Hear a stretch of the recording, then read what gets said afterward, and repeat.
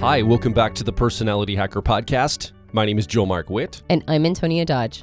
This week we're continuing what we have now just decided is a series, diving a little deeper into the core differences between dichotomies.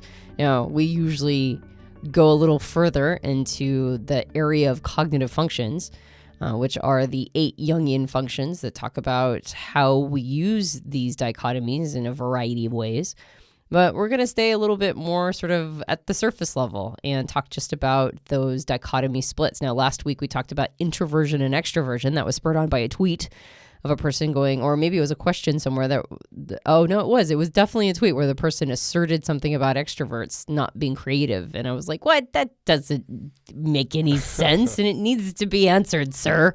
And I took off my white glove and slapped the microphone around a little bit and decided to represent extroverts as creative types, but also to really get into the nucleus of the difference between what is an extrovert versus what is an introvert. I took off my white glove and slapped the microphone around a little bit. It's like the most oldest reference from like the 1700s or something. Well, it's actually it's a reference to Bugs Bunny, actually, is what it is. Fantastic. You remember, like Bugs Bunny would get upset and take yeah. off its white gloves and slap Elmer Fudd around a little bit. So anyway, now I've completely gotten off track. Oh yeah, we're talking about sensing and intuition. What is the actual difference between sensing and intuition as used by sensors and intuitives? And of course, we will still touch a little bit on these cognitive functions because what type conversation is complete without it? But if you are really trying to get a nucleus level sense of the difference between these two things, well, that's what we're going to talk about today. We put emphasis on this split, at least we traditionally have here at Personality Hacker, between intuitives and sensors, not in a glorified way where, one is better than the other. We just really highlighted the differences in worldviews on how these two types of people, whether you're wired intuitive or wired sensor, live lives very different and set up lives in a very different way. And, we've broken it down to say that based on numbers, about 25% of the population has intuitive preferences and about 75% of the population has sensing preferences. And we've spent in the first, few years of Personality Hacker and the podcast, we spent a lot of time talking about this because at the time when we started this show, intuitives really, we felt, were underserved in the general world. Like a lot of people weren't talking about intuition, the intuitive needs. We were, I think, some of the first people to really give a platform for intuitives to come together and hear intuitive conversation around type, for example, in a podcast format, those kinds of things. And I remember reading a YouTube comment under one of our podcasts we had posted on YouTube. Somebody said, "You guys are making a way bigger deal about the differences between these two aspects of humans than is justified or warranted." And I really thought about that for a moment. I thought, wow, are we making a bigger deal about the SN, the sensor versus intuitive split, more than maybe Carl Jung or some of the original Myers-Briggs thinking was around it? And I thought, no, actually, I think it really is a key distinction.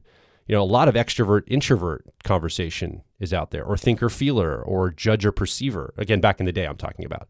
But a lot of people weren't really talking about this sensor versus intuitive. And then it kind of evolved into everybody really was talking about it after a while, right? It was like a real big deal. It was like, and it was like putting people in boxes. Intuitives do this. It's like really broad brush oversimplified. And then sensors do this. And I'm like, wait, now we're talking about it, but we're talking about it so unnuanced, I think, in a lot of ways.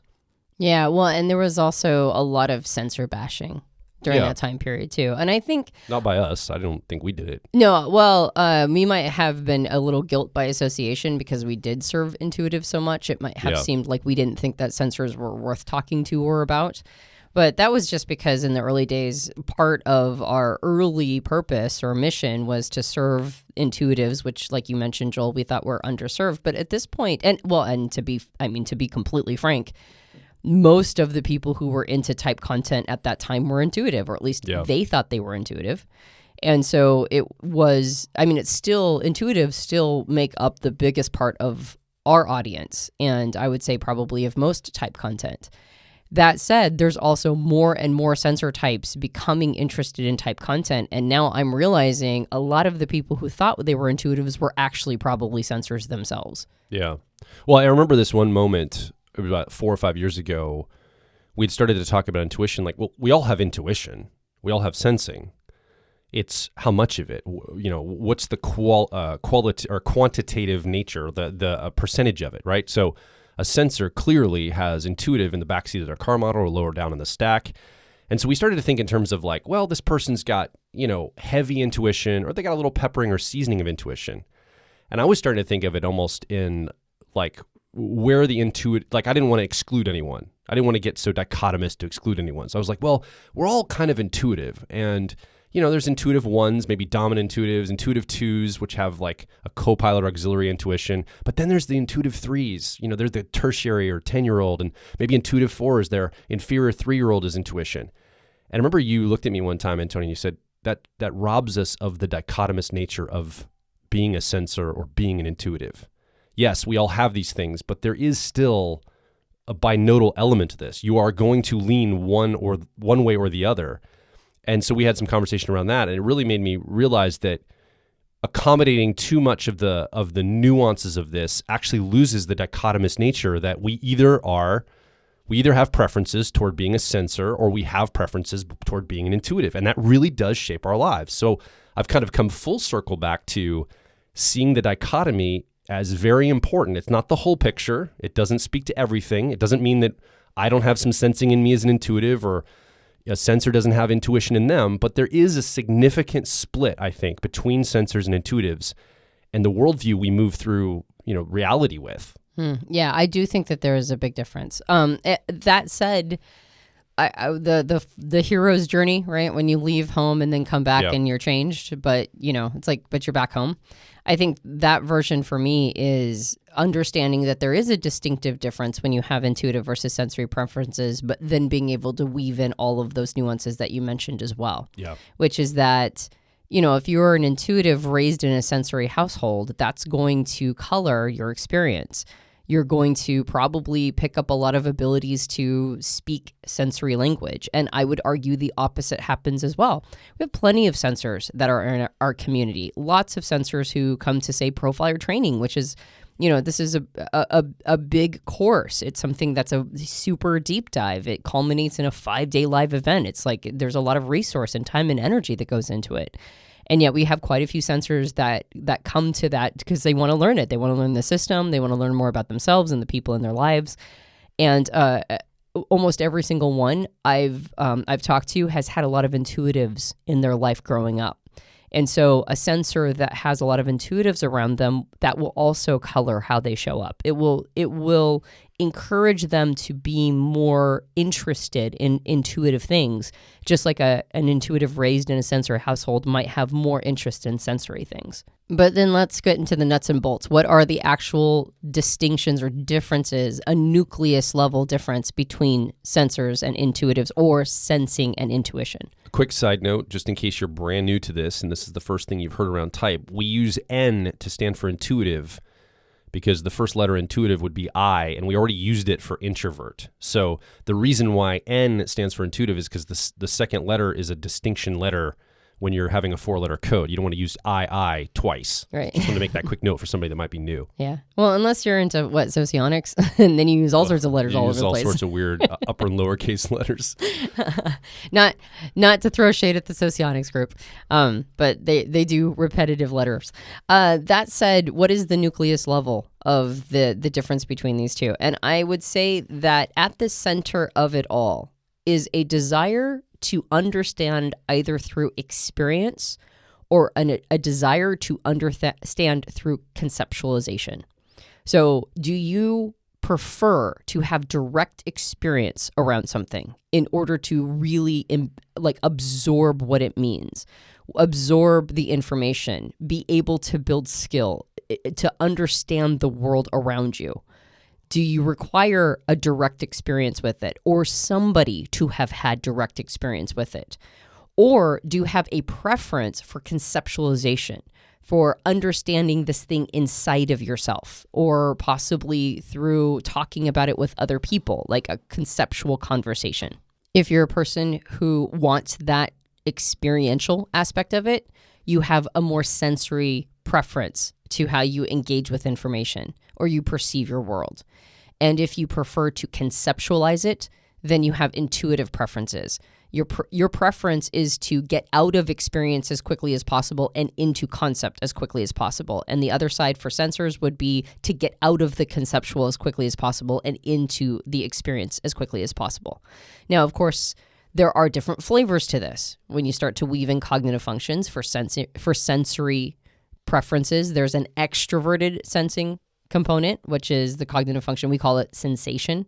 And that is because it's extroverted. It wants to engage and experience the world in real time.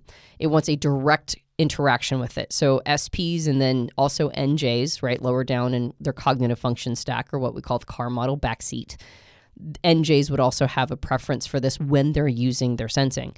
But for SPs, right, this is their preferred style of engaging with the world, extroverted sensing or sensation, and they want a direct experience. When you talk to people who have this preference, there's a lot of experiences that end up in their conversation. They do a lot of like talking about things that they, like examples.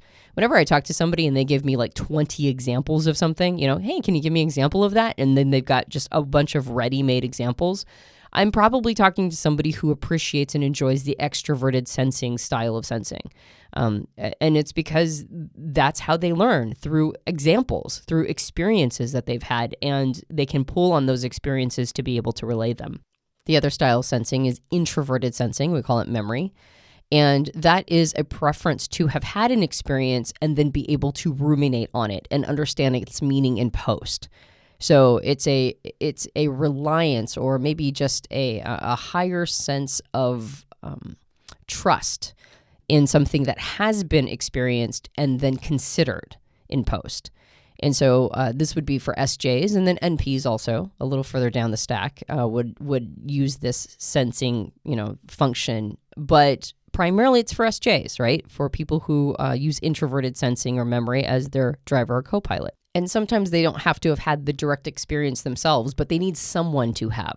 Someone has had to have a direct experience and then reported on it.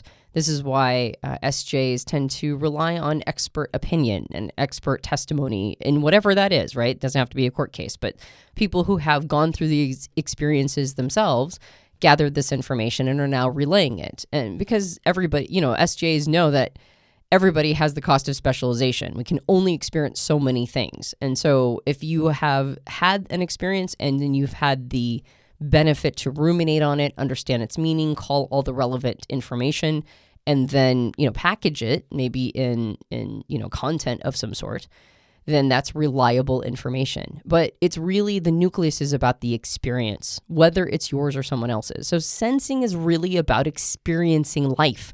It's about experiencing the world. It's about putting your foot to the ground and, having a direct interaction with reality. And there is something to be said for those preferences. There's something really beautiful about wanting to engage with life and wanting to know things directly for yourself. There's something really kind of magical about being able to be present in a moment and to be able to see all of the texture of life as you're experiencing it, not being stuck in your head, but being really there in the moment. And there's also something beautiful about being able to track your progress through life, being able to see, all the things that you've overcome by looking into the past and looking at all of the things that you have personally experienced or picked up from other people and how it's changed you and how you've become different over time and evolved and grown. There's something really sort of magical about using experience as your ballast for how you understand things. You can just already see if 75% of the population is sensing preferenced, like they have sensing preferences, things like living a digital, non-real lifestyle, like reality, video games, television screens, cubicles and offices, social media, all this like synthetic abstraction of real life. and also the idea of misinformation or not knowing which experts to trust or where information's coming from. You can see why our world is in such distress right now, because 75% of the population that's wired for experience, for direct experience or expert experience, there's a like cutting off at the knees. They feel like there's an undermining of that experience, whether it's direct experience or expert experience. The world is like, the sensors in the world are like, oh my gosh, I don't know what to rely upon and trust. I'm living a digital life through all these screens, which isn't real. It's synthetic. We know that as humans, it's not a real experience of reality.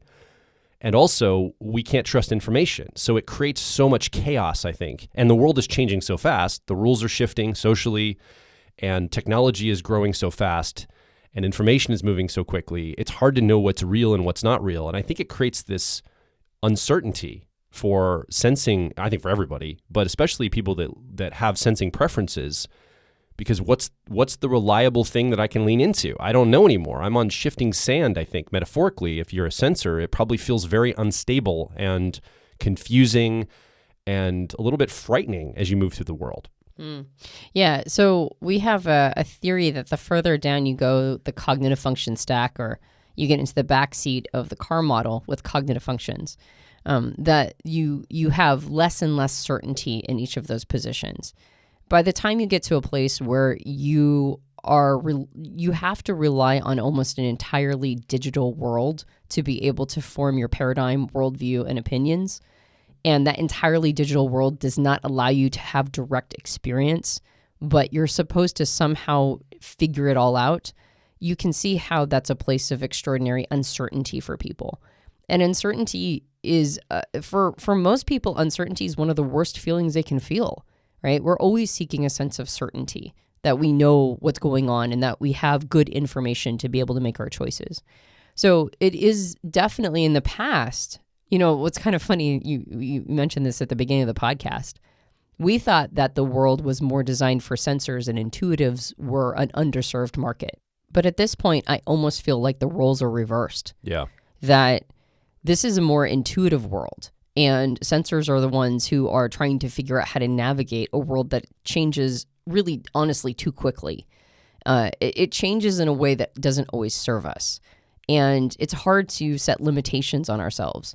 If you're accepting the world as it is presented to you, which is what all humans do, we all get born into a world that is designed the way that it's designed at the moment of the timeline in which we enter it.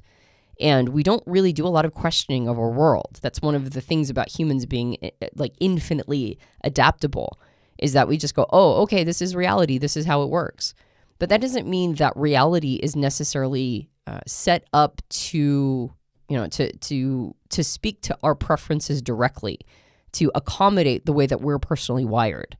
There are time periods in the past, and honestly, there's lots of different cultures and lots of different, sort of demographics and different places a person can find themselves in life that either are conducive to their cognitive preferences or work against them and fight against them. And I would argue in a world that over relies on digital technology and over relies on our constant and perpetual, forward movement in our digital technology progress, I would say that it's a world that does not serve sensors very well. And one of the best things a sensor can do is to get off their phone and to go experience life.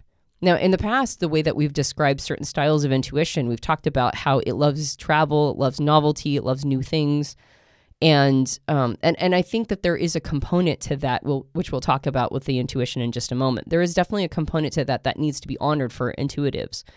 But there's something that I think we've neglected to mention about sensory preferences, which is that there's also a desire to experience the world. And that can include a lot of novelty, a lot of difference of experiences, and a lot of difference or a wide variety of things that they've gone through or been able to have a direct experience with. And that's something that should be reinforced and encouraged, to get out and to do a lot of different things. One of the healthiest things I believe all of us can do is to get off our phones and go experience life directly. But I would say that with real challenges around mental health issues in the world right now, and I don't think this is the only node in the system. I think there's plenty of nodes in the system for why right now we have a really high emergent of mental health challenges. But I do think one big node in the system is how ridiculously digital everything is. And sensing needs an analog experience. It needs something that is more direct. It needs a way to, put your feet in the ground and sort of feel reality with your fingertips, a way to sort of have a direct access to all of it. And I think that's one of the reasons why the nucleus of sensing, we hear a lot of different characteristics that are supposed to be associated with sensors. And not all of them are flattering. In fact, a lot of them are written by intuitives that you can tell have a beef, right? Like there's some sour grapes there. And I would argue that the really sort of the importance of the sensing component, the importance of staying grounded, and we use the word realistic a lot. It's realistic in the sense that it engages with the real, right? It is focused on reality as it is, right? Not as one would like it to be. And that is a really important asset in a time period where we have become so ideological, where everything needs to be a perfect version as I'm imagining it. Something that is, based on a lot of idealism and these paradigms and worldviews that have to be the nth of everything. Otherwise, it's not acceptable. We lose ground. We lose the ability to ameliorate things if we demand perfection at all times. If we demand things only be on our idealized terms, we lose the ability to make ground or to make any progress if we don't have that connection to the analog reality. So that nucleus is important to know. There's not. I hear terrible things like sensors are boring. Well, what a ridiculous thing to say, right? But I would say that sensors are more tapped into what's real in front of them, and another personality type might think that what is real and around them doesn't suit their intellectual curiosity or whatever, or their imagination. But that doesn't mean that reality is boring. There's a quote from Mr. Rogers, Fred Rogers, when he was speaking in front of Congress to try to help save public broadcasting. And he was mentioning how, it was very troubling to him what children's programming had become. And he was mostly talking about really violent cartoons. But he said something to the effect of, the drama of childhood is enough. And that really stuck with me, that the drama of childhood, like figuring out how to tie your shoes and figuring out what emotions are the appropriate emotion in a moment, trying to understand the complexities of the world around us is a lot of drama. And the reason why it stuck with me is because I don't know if we're that much beyond it as adults. Like there's a lot of drama just in reality itself. And I don't mean like drama in the sense of like conflict necessarily, but the mundane reality has a lot of texture going on. There's a lot happening in reality. There's a lot of drama. We're trying to figure things out. We're trying to understand maybe some of the basics. It's not always fun. Sometimes we have to grind it out, paying our bills every month and figuring out how we're going to, sort of organize our lives in a way that best suits us, but also accommodates the people around us, and trying to just navigate through reality. There's a lot of drama there, and it's interesting. It's fascinating, really. It's not always fun, right? It's not always exciting, but it's always interesting. And so the idea that there's a type of person who has a preference for tapping into that, for tapping into the drama of reality, for understanding the many layers and textures of the quote unquote mundane, that's really the nucleus of it all. It's the experience. It's the experience of life, of living life as it is. There's a lot to be said for that. And so I think that getting to that nucleus, getting to that heart, helps people identify whether or not that is their preference, because it's not, nobody's going to self-identify as a boring person who wants a boring life. Everything that we're pre-wired to focus on is going to be interesting to us. So if we characterize that as uninteresting, nobody's going to identify with that. They're going to be like, no, I'm an interesting person who wants to think about interesting things, so therefore I must be this thing over here. Well, no, those are interesting. They're not interesting necessarily to absolutely everybody because other people are pre-wired for something different. But those things themselves should be honored as the drama of life that has its intrinsic interestingness. We will be right back. If you're focused on personal growth, I think you'll resonate with our core content over at personalityhacker.com. We want to see you understand how your mind is wired so you can generate motivation, improve social skills, find career opportunities, and master excellent decision making.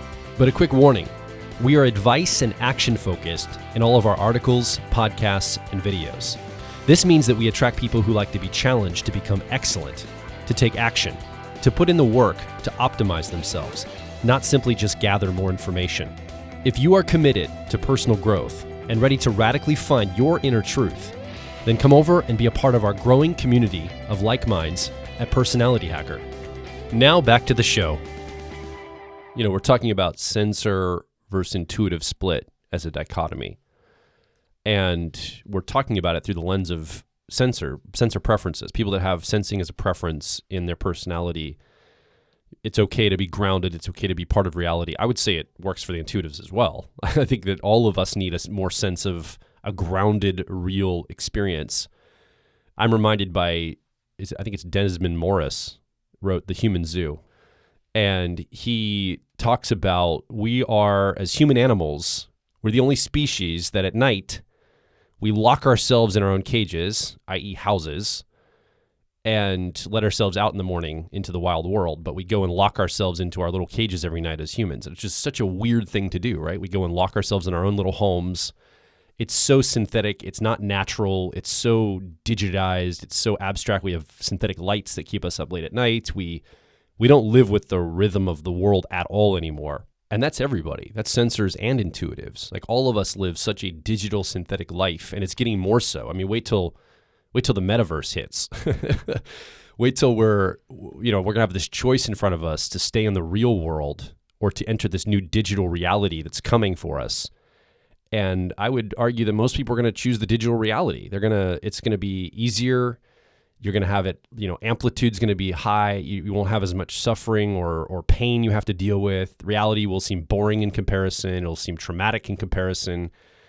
And I think a lot of people are going to choose to go that route. And I think I guess it's a valid choice for humans to do whatever they want, but it's kind of sad that we're going to give up this real, tangible world, the fresh air, the light of the sun, the physical feet on the ground in the grass. Like, I was just in our backyard yesterday, just standing in the backyard. I wasn't on my phone. I was just standing there looking around going, this is amazing. I bet if I stood here long enough, I'd start to see things to be grateful for. I'd start to see details in the leaves in the trees, the blades of grass, all the birds chirping, like all the details of nature. And that's just nature. Like, there's so much else to be engaged with in the physical real world. So I think I'm, as an intuitive dominant or intuitive driver, I'm really starting to appreciate the sensory experience around me in my life and all of the blessings and interesting elements that the sensory world brings me as a person. And I'm realizing just how much I can benefit from that. Yeah. I think the worst thing that can happen for a sensor is for them to become desensitized, right? It's when your instruments for understanding things become neutered. It's a terrible thing. I don't think they become neutered as much as they become blasted out, almost like a pair of speakers that it gets like blown out, like your taste buds. Think about like, at least here in the United States, the type of foods you can get like at a fast food restaurant or even like a Starbucks coffee shop. It's like this, ultimate mixture of this sandwich that's got bacon and cheese dripping off of it and all these like heightened sensory. Like they overload our foods and our drinks and everything to where our palate, our physical tongue cannot taste the difference or nuance in like complex food items because we're just overwhelming it with like salt and sugar. Mm-hmm. And so we're like burning it out. We're not like numbing it out. We're burning it out. We're like overloading it in a way. Yeah. Yeah. Well, I think you're right. I do think that numbed out comes after the burnout. Yeah. Right. But I totally agree. I think that that's exactly what's happening. I think I read someplace too that like our eyes don't see the same level of nuance as our ancestors did because we're just not used to looking at things anymore. And since we're used to backlit, well, we look at things, but they're all backlit and they're all, everything's made in a lab basically. And so it's sad. It's sad that we're losing our tether to the importance and the vitality that lives inside of the sensory world. And so it's a loss. It's a real loss. And so understanding the nucleus of that, I think, also helps encourage people who do have sensory preferences to maybe be champions of those things, right? To remind us. There's a great phrase that a coach of mine one time asked me, and I still think about it to this day. In fact, you probably have heard me say it in a podcast before, which is, what is the world forgotten that you're here to remind it of? And that phrase has always stuck with me. And I think for some sensory types, not all, but I think for some sensory types, I would love to see that the world has forgotten the beauty and the magic of the sensory world around us. And there are some sensing types that are here to remind us of it, the beauty of that. So let's flip to the other side, the intuitive side. And what is the nucleus of intuition? What is the nucleus of the intuitive preference? Well, as we mentioned, if the nucleus of the sensory preference is experience, well, intuition would actually be the opposite of it. It's conceptualizing an experience. It's conceptualizing or imagining something that hasn't happened or won't happen yet, or maybe even can't happen. It's being able to access information that doesn't live necessarily in a direct experience or in the real. And so it calls on our imagination. It calls on our ability to take abstractions, which are, basically maps of reality. Abstractions are anything that is a representation of reality but isn't real. And to look at these things through the lens of these representations of reality. Things like archetypes. Well, what's an archetype? An archetype is a style of person that shows up over and over and over again throughout history and throughout, fiction and different works. So an archetype isn't a real person that lived, although a person that lived can be a representative of an archetype. So it's by definition something that doesn't exist, right? Intuition accesses things that don't exist or don't exist the way that we think about them. And the benefit of that is there is a ton of stuff that exists that we don't directly access. So we have this thing called consciousness. And how it came about is the subject of a lot of debate and argument. But regardless of why it's here it is. And consciousness itself is an ability to access things that you can't directly interact or engage with. It can only be self-referential or self-experiencing. Consciousness is our ability to contemplate things like meaning and why things are happening. Well, why is very rarely associated with something that has a single tangible catalyst. The why of something, the meaning of something. And I don't mean why in terms of etymology, like this domino kicked over this domino that kicked over this domino. It's more like, well, why did the first domino kick over at all, right? What is the meaning of this thing? And it's actually kind of amazing that we have the capacity to think in these ways. One of my favorite Carl Sagan quotes is, we are a way for the universe to know itself. And he says that after he says that we're made of star stuff, meaning that all of us, all of our biological, all the minerals inside of us are effectively all the atomic particles of the universe. So like we're all made of the same limited set number of atoms. But that we know of at this point to date, we are the only living organic tissue that somebody recently said names itself, right? We give ourselves names. We give stars names. And so the universe studies itself through us. So even though there are components that are sensory there, for the most part, everything that gets wrapped up in why would we give a star a name? Why would we give ourselves a name? Why would we study the universe? All of that are all built around things that we conceptualize, abstract, and put in our imagination. Yeah, I heard somebody say just this week, the human brain is the only organ that's ever named itself. Well, that's really an interesting thought. Yeah, that's true. It is the only human organ or actually the only organ probably that we know of, unless animals have some categorization and naming that we can't tap into language-wise, that named itself as an organ. I think that's interesting. I think this idea of terrain versus map, so territory versus the representation of the territory, is a real key here to understand intuition. In that if sensors are, sensing preference is focused on the terrain itself, the land itself, or the terrain, or the experience itself, intuition is more preoccupied with the map or representation of the reality experience. And I think intuitives are very comfortable in that world. I think that looking at maps and studying maps and understanding the patterning and the representation of systems and terrain and all that is what intuitives love to do. The challenge I see is when we start to project our interpretation and maps onto reality, and we try to say, well, that's reality because my map says it's so, right? And this happens in type all the time. Well, I mean, INFJs, somebody might say, INFJs behave this way. And so you can't be an INFJ because your terrain, the way you're behaving, doesn't match my map in my head. So you can't be that reality over there because my map says you're actually this reality over here. And so I think intuitives tend to, if we're not careful, we tend to move through the world with these maps, and we assume that those maps are accurate representations. And a map can never be an accurate representation because a map speaks to what's not on it more than it speaks to what is on it, right? Anytime you make a top 10 list, it's what didn't make the top 10 list that's important. It's what didn't make it onto the map, because a true map of reality would not be useful because it would have to be the same size as reality, have to have all the details of reality. It would break down very quickly. It would be reality at that point. And so maps by definition are oversimplifications, abstractions, patterns of reality. And I think this is how I've understood intuition. This really speaks to, I think, the core nucleus of what intuition looks like. Yeah. Well, and I would say that that's a really great example to use, this idea of the map is not the territory, because I think what intuition does help us do is it helps us have like helpful guides while we're walking the terrain of life. When we get these systems under our belt. So like intuitives have a tendency to be very attracted to multiple systems, or intuition itself. Intuition itself is attracted to systems.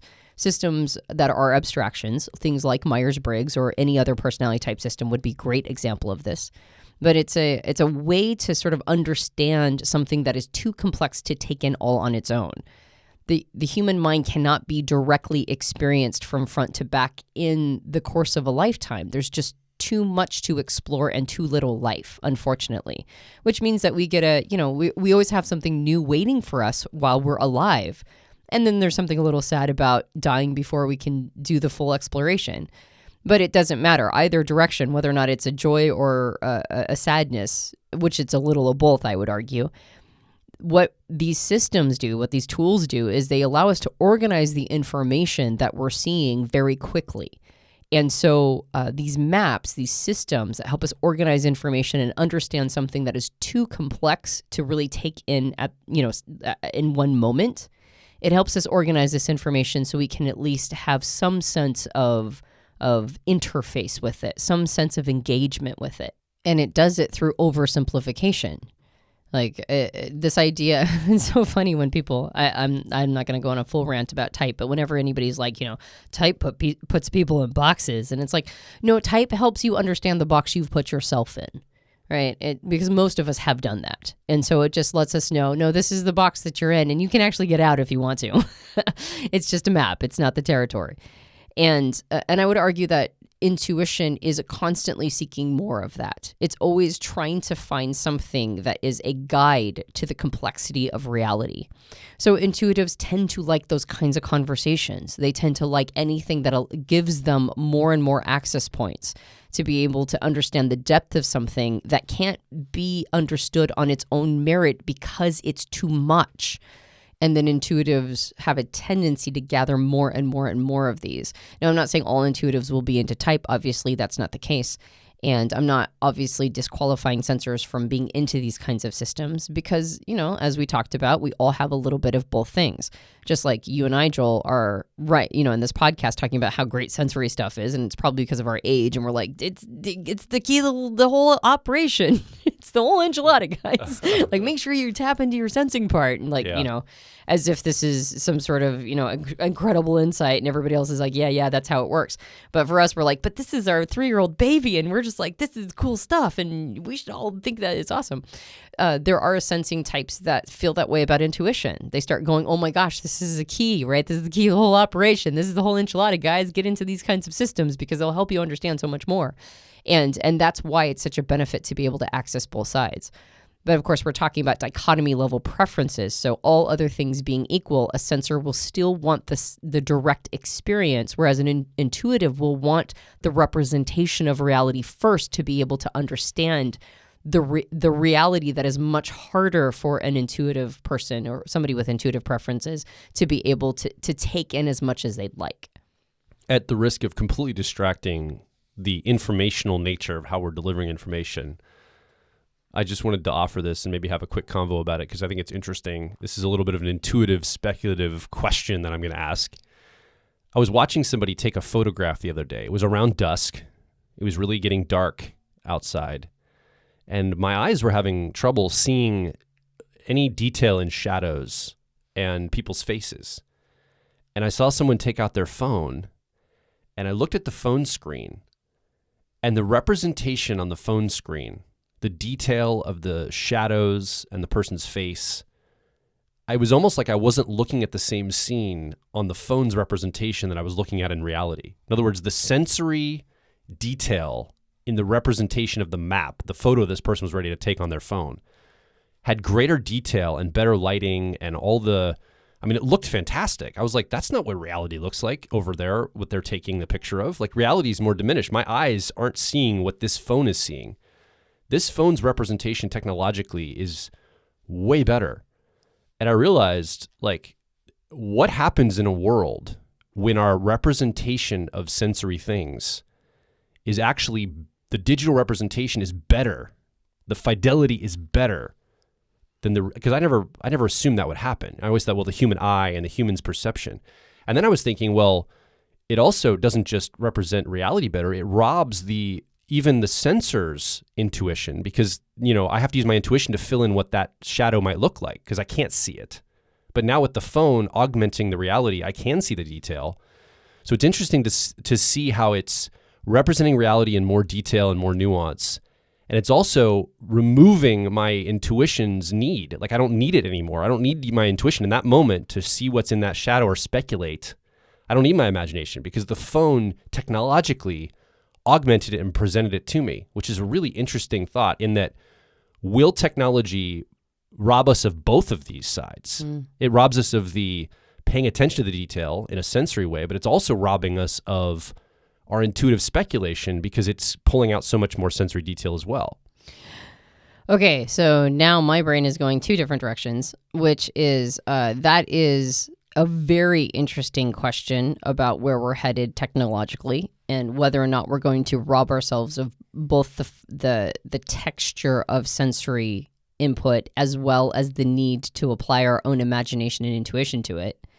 But my brain also simultaneously said, that is a fantastic illustration for what intuition does, which is that intuition augments a sensory reality. And it augments it by doing one of two things. The first one is, and just like we mentioned, the two different styles of sensing, there's two different styles of intuition. There's an introverted intuition or perspective style, and then there's an extroverted intuition or exploration style. And the introverted intuition or perspective style augments reality by pulling sensory information inside of itself and then creating a much richer imagination internally. And so the imagination happens inside of oneself, which is what your bemoaning might be taken from us. The ability to, sort of read into what's happening sensorily around us when we're in an experience that our instruments, like our eyes, etc., can't really make things out. We would augment it with our own imagination internally. We would imagine what that thing could be. And so while you might be bemoaning that it will be taken from us, it's a fantastic illustration for what is happening with introverted intuition. It is augmenting and in some ways sometimes beautifying, but sometimes just adding layers and layers and layers of texture to reality. And usually by imbuing meaning to it, right? And trying to figure out what's the through line of like why this thing exists and what is going on here and what is in the shadows, what is in the places we can't see. The other form of intuition is extroverted intuition or exploration. And this is more of a real-time imagination pursuit. And so one of the best ways to see this in action is to observe a conversation between two people who are using intuition, especially extroverted intuition or exploration. Another way of saying it is brainstorming or blue sky thinking. This is a function that gains its traction, right? I was about to say abstraction traction. Trademark. That's a great little phrase right there. That's right, TM. But it gains traction and speed through these conversations by building on top of other people's ideas and by being able to engage with the world around it and then see what happens and then make meaning from that. And it can't really do it in a vacuum. It's not as good at creating those imaginations internally. It needs more fuel to the fire, right? Like other people's imaginations, other people's abstractions and concepts. That's all oxygen for the fire, right? For the flame of imagination. But those conversations are also a form of augmented reality. And you can see that. You can see two NPs that are talking to each other kind of get spun up and then all of a sudden in this completely different place. And everybody around them is like, where did you guys just go? And it's like, well, we went to our happy place, which is this augmented reality through our conversation. And so, and those are all generally attempts to sort of understand things that can't be understood through direct experience as well. So this is the nucleus of that. And I would say that intuition helps as a guide. It's a map. Like you said, one's intuition's the map and sensing is the territory. And the maps help us navigate through the territory. And sometimes the territory is very confusing. Even when we have a direct experience with something, we don't always understand what we're experiencing. And intuition gives us meaning to it. It gives us a map to be able to and waypoints to be able to understand that. But there's nothing, we have tons of maps. You've been collecting maps as long as I've known you, and for decades before that. We have so many maps, it's ridiculous, right? Because you just love maps, Joel. And we have a ton of maps, but if we're not in the place that the map is representing, then it doesn't matter. They just sit there.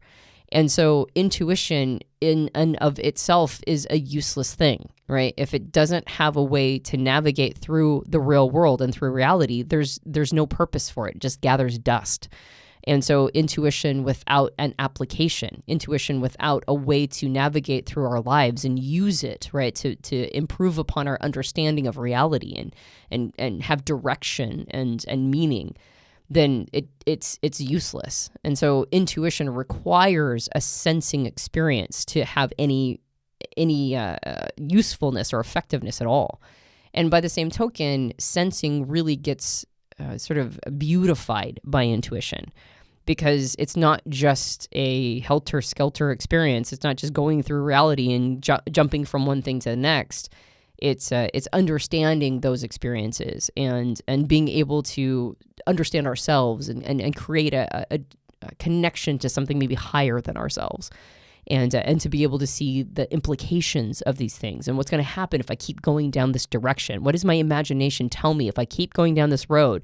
Can I future pace what is at the end of this road? Or if I have gone down a road, how do I understand what it meant for me? And what can I pattern that happened through all of that experience? So they really are, they're two sides of the same coin. They rely on each other to be complete, which is why we have both of them inside of ourselves. But we definitely have a preference for one or the other. And understanding that nucleus, understanding what it is at the center of all that, helps us accurately, tap into our pre-wiring. It helps us be more accurate and more realistic. It's not about what's cool or not cool or smart or not smart. It's just about which side do we prefer? Do we prefer the experience and then we remember there's a map to go along with it? Or do we get fascinated by maps and have to remind ourselves to use the map for navigating through a real situation? So what's coming up for you? You haven't had a microphone. You've just heard me and Antonia unpack some of these ideas and talk about them, but we want to hear from you. Come over to personalityhacker.com. Directly below this episode, leave a comment, ask a question, or more importantly, share your story. Are you someone with intuitive preferences and you've understood the map is not the territory and you've woven more experience into your life? Are you somebody with sensing preferences and you have a good relationship with abstractions and meaning making? Or maybe you have a struggle. You're one of those two preferences and you struggle with the other side and you've had a hard time and it's been a difficult road of learning and understanding through it because maybe you've been one-sided in your life. We want to hear from you and your personal experience. Again, come over to personalityhacker.com and make your voice heard. And if you enjoyed this podcast, you can subscribe to us on iTunes and various Android platforms. If you leave a rating and review for us on iTunes, it helps us out a lot. And I always read them and I always love them. So please, please, please give us a rating and review on iTunes. Did that sound beggy? No, I mean, it was encouraging, not beggy. Maybe beg. I don't know. If you do, I'll be happy. Does that sound less desperate? She really does read these. I do. All the time. She loves reading these. Yeah. We have a book. It's called Personality Hacker. You can get it at all major book retailers. And if you leave us a rating and review on Amazon or on Goodreads, that also helps us out a lot. We are committed to understanding personality type through the lens of personal growth and development. We want to take all of this information and apply it in our lives to create richness, help us have direction, and to become more of what Carl Jung would say, the whole self with a capital S. So if that sounds interesting to you and you are ready to take that journey, head over to personalityhacker.com and look at our catalog of programs. We've got them tailored to each personality type, but we also have ones that are more general, like our relationship with our body, with our Jung on Yoga personality types and yoga program. We also have our relationship to career with our Hardwired for Wealth. We have our couples mapping program, which helps you orientate to your partner and their personality type and sort of understand how you match up. So we have all sorts of great programs. Go check out to see if one is right for you. My name is Joel Mark Witt. And I'm Antonia Dodge. And we'll talk with you on the next Personality Hacker podcast.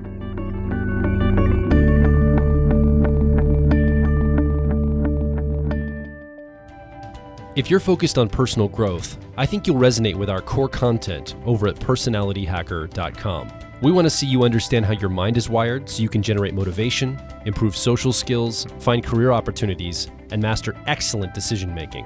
But a quick warning, we are advice and action focused in all of our articles, podcasts, and videos.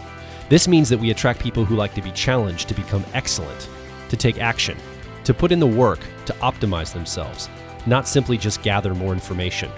If you are committed to personal growth and ready to radically find your inner truth, then come over and be a part of our growing community of like minds at Personality Hacker.